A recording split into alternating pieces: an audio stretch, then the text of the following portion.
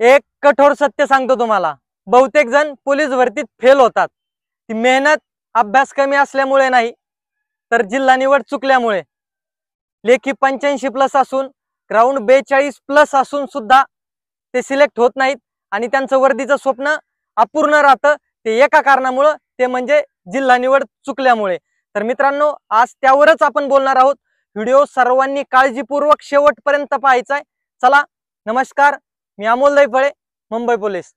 मित्रांनो, खूप मुलांचे सध्या मेसेज पण येत आहेत, पोलीस भरतीचे फॉर्म चालू झालेले आहेत। तर फॉर्म भरताना मुलांना प्रत्येकाला प्रश्न पडलेला आहे, मी कुठल्या जिल्ह्यात भरू, स्वतःच्या जिल्ह्याला भरू की महाराष्ट्रात, म्हणजे कुठे फॉर्म भरू, जास्त जागेत भरू की कमी जागेत भरू।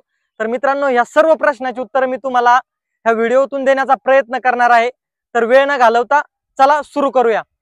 मित्रांनो, महत्त्वाचं, जिल्हा निवड करताना तुमची तयारी कशी आहे हा महत्त्वाचा मुद्दा आहे। कारण की तुमची तयारी कशी आहे हे तुम्हाला स्वतःला माहिती आहे। म्हणजे तुम्ही मला विचारताय प्रश्न आणि मी तुम्हाला सांगेल, हा ठीक आहे, ह्या जिल्ह्याला फॉर्म भरा, त्या जिल्ह्याला फॉर्म भरा। पण मित्रांनो, तुमची तयारी मला माहिती नाहीये, त्यामुळे मी तुम्हाला डायरेक्ट नाही सांगू शकत।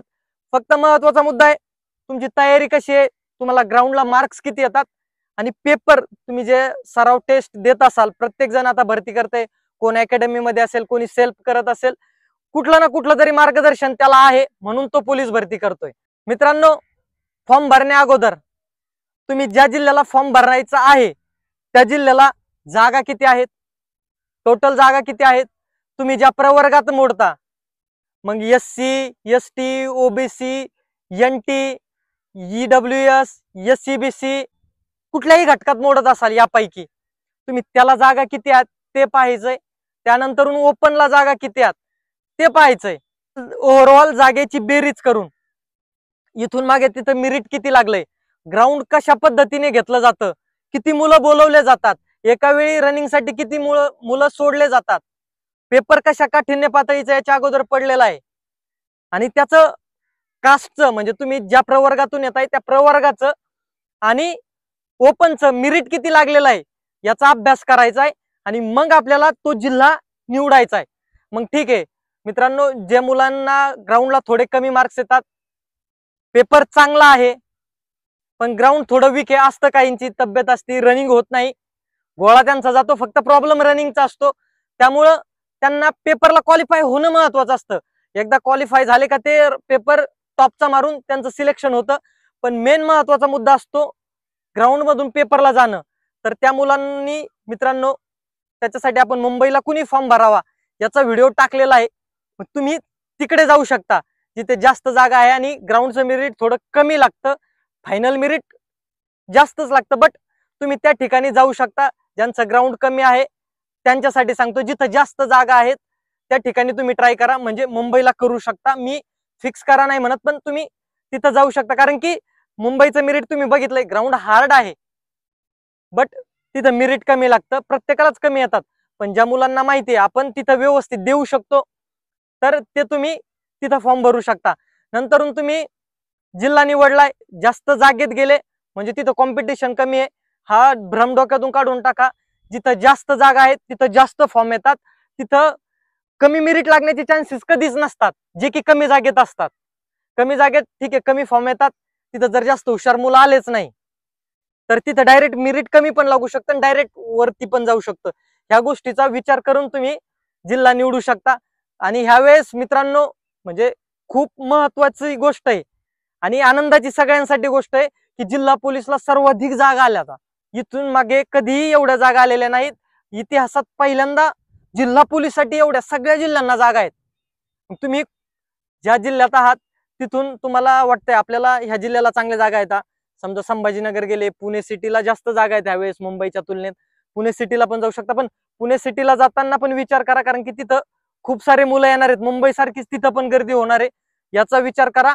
आणि महत्वाचं, तुमचा अभ्यास आणि ग्राउंड इथून मागे 2 वर्ष 3 वर्ष पाठीमागे जा, 19, 21 आणि 23 ज्या भरत्या झालेल्या आहेत 3 वर्षाच्या, त्याचे कट ऑफ पहा, तिथला पेपर पहा, आणि मग जिल्हा निवड करा।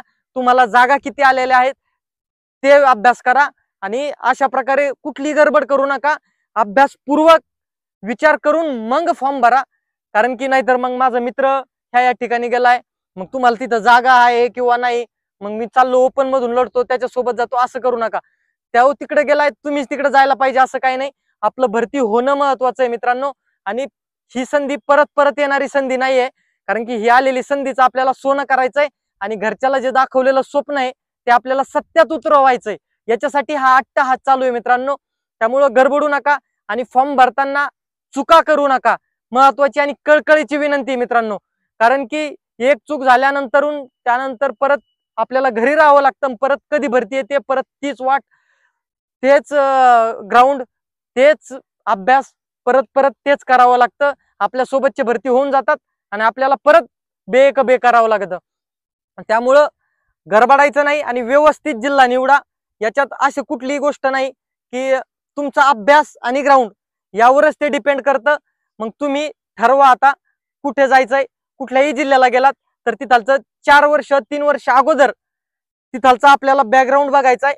तुम्हाला मी सांगितलंय त्याप्रमाणे तिथालचं मेरिट बघा, ग्राउंड बघा, पेपर कसे पडलेले आहेत आणि तुम्हाला तेवढे मार्क येत आहेत का, हे महत्वाचं आहे.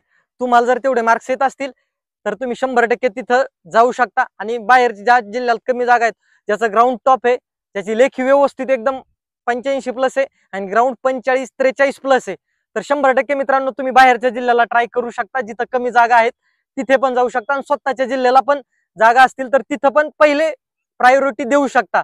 कारण की सगळ्या गोष्टीचा विचार करून एकदा सिलेक्शन झाल्यानंतरून आपल्याला तिथं नोकरी करायची आहे. या सर्व गोष्टीचा अभ्यास करा आणि महत्वाची गोष्ट म्हणजे आपल्याला भरती होणं महत्वाचं आहे. ते नंतरून बाकीच्या सर्व गोष्टी आपल्या सोयीनुसार आपण करू शकतो.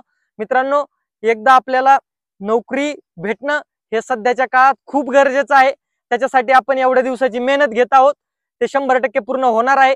जरी आणखीन तुमचे काही प्रश्न असतील तर तुम्ही कमेंटमध्ये नक्की विचारा. आणि व्हिडिओ आवडला असेल तर लाईक करा, मित्रांना पण शेअर करा. आणि मुंबईचा व्हिडिओ आपण टाकलेला आहे, त्याची डिस्क्रिप्शन मध्ये लिंक देतो, तो पण एकदा बघून घ्या. मुंबईला कुणी फॉर्म भरायचा यावरती पण. चला तर थांबूया. जय हिंद, जय महाराष्ट्र.